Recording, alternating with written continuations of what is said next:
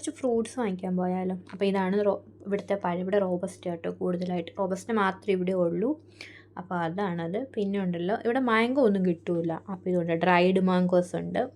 ചെറിയൊരു packet dried mangoes അങ്ങനത്തെ ഉണ്ട്. അപ്പോൾ ഇവിടെ മാങ്ങ കിട്ടും, ഞാൻ കാണിച്ചു തരാം കേട്ടോ.